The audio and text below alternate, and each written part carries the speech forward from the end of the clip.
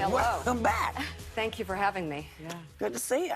That's the first question. Yeah, we're working. I've got an interview right after this with Stevie Nicks on reproductive rights, and then 3 women who have suffered reproductive emergencies because of Trump's policies and overturning Roe. And so we are fighting 24/7. We're in crisis. So thank you all. Thank you all. That was so you guys have been amazing. It was so powerful, that Friday rally that Kamala Harris had with Beyonce, because they brought out all these women, families, also with their husbands, with their partners, talking about how much they have suffered. It's not just women who are suffering; their families, the men who love them, the children that they leave behind. And it's not just women having babies. Women who have cancer and have medical emergencies need this medical care, and it's not available to them because of Donald Trump. If you don't believe Donald Trump on other threats he's making, look at what's happening to women now. Being forced to bleed out, being turned away from emergency rooms, having to come back and actually prove that they are dying enough to get the health care they need. You need to believe him, and these are the final hours. We need you. We need you, and all of you to vote. And we will. So, Mika, I think you heard us before you came out. We were talking earlier about yesterday's Trump rally from hell at Madison Square Garden. So what did you make of it? Well, I think it was everything that you need to know about Donald Trump in one weird white nationalists, Nazi-type rally. And of course, there's historic parallels to where and when this happened. But even more so, it also points out everything that we know, but it's important to act on right now, because this is the moment and we won't have it again.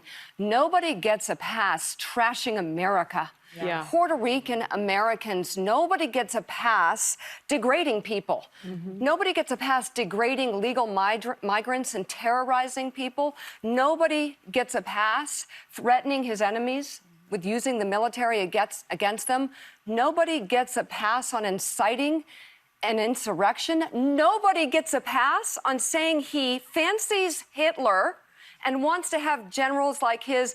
Nobody gets a pass on insulting veterans and saying those who died for our country are suckers and losers, except for convicted felon Donald Trump. And guys, here's the warning. You all have set it up, but let me take it a step further, please, if I may. This is called normalization. This is the descent into fascism, if we so choose. Normalizing January 6th, it's a day of love. It's a day of love. I'll say it again and again and again. Normalizing enemy from within. I'll say it again and again. I'll say it again and again until you get tired of it, until it's not so funny anymore, or you think he doesn't mean it, until you realize he does mean it and it's too late. Saying these strict abortion bans are a beautiful thing. Are you kidding me? We got to wake up. And here's the good news, because I come with such dire warnings, and I mean them from the bottom of my heart as a daughter of refugees who came here escaping war, came here for America, to be a part of a democracy, to be a part of building something beautiful where they could be free. I'm telling you, the good news is that I believe women will be the beacon in this election. I hope so. And speaking about women, and Vice Mika, President, if you're a Latina woman, you gotta go with your stilettos on. I know. Thank you for all the work you've been doing, and I am so sorry. What we saw yesterday is just disgusting. It was despicable. Sick.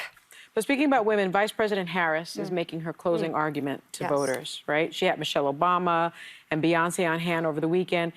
Instead of doing what Donald Trump did at his rally, she was at a Puerto Rican restaurant laying out her agenda for Puerto Ricans. And tweeted out her plan. Rico, and tweeted out her plan. For Puerto Rico. For Puerto Rico.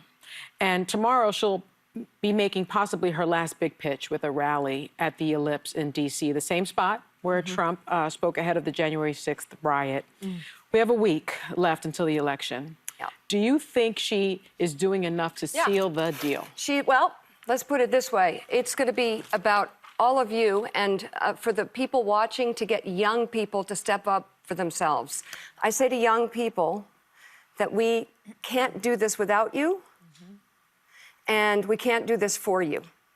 You got to save your future, and we should spread that word as much as possible.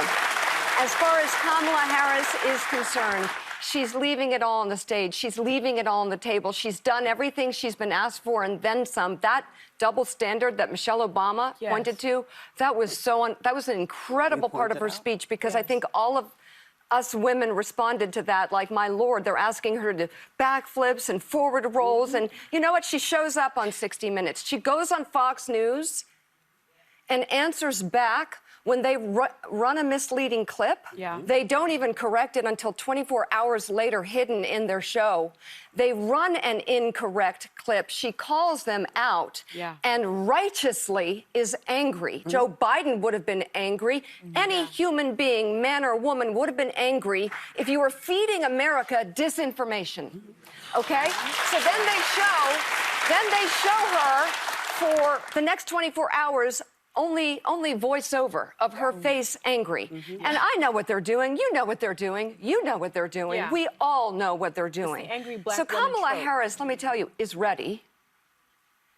Attorney General, prosecutor, senator, vice president. And if you have questions about her preparedness, here she is. I would like to show you my interview with her at one of my Know Your Value events back in 2018. I asked her about a possible run for the presidency. Take a listen. Let's be honest, and you know more than most, it's going to be ugly. No, it's going to be really ugly. And, you know, I mentor a lot of people, young men and women. And in particular, the young women I mentor. I have found recently that I've needed to say this thing about breaking barriers. And when you break things, it is painful. And you get cut. And you bleed. And it will be worth it. But be very clear, it will be and can be a very painful process. And I say that not to scare anyone, but to prepare you for what is involved in breaking barriers. Wow. Yeah. Be prepared. Yeah. She has the experience, and I don't know why Donald Trump can vomit racism and his supporters clap. Meanwhile, she's asked to do everything in this campaign. In 3 months, she has done everything that's been asked of her and more. And she's trying, with the help of others, to take us away from a very dangerous path. We're on the edge of a cliff. This is the final hour. Mika, I want to ask you, so the Washington Post broke with decades of tradition and decided not to endorse a presidential candidate in a race where the stakes are so high this election. As a career journalist, what do you make of that decision? That everything that Trump is threatening, you need to believe, and it's already happening. If billionaires bend to his will, then how in the world are others who he threatens? And we go all the way back to legal migrants in Springfield, Ohio. He threatens, he disparages, he demeans people, but he also makes things happen for himself. He got the Washington Post and Jeff Bezos, who's supposedly a powerful, brilliant billionaire. He got Bezos to back down. The head of Amazon, runs the Washington Post, owns it. He got them to stop what they have been doing timelessly, which is endorsing a candidate. He forced them to not endorse. That's pretty scary, guys.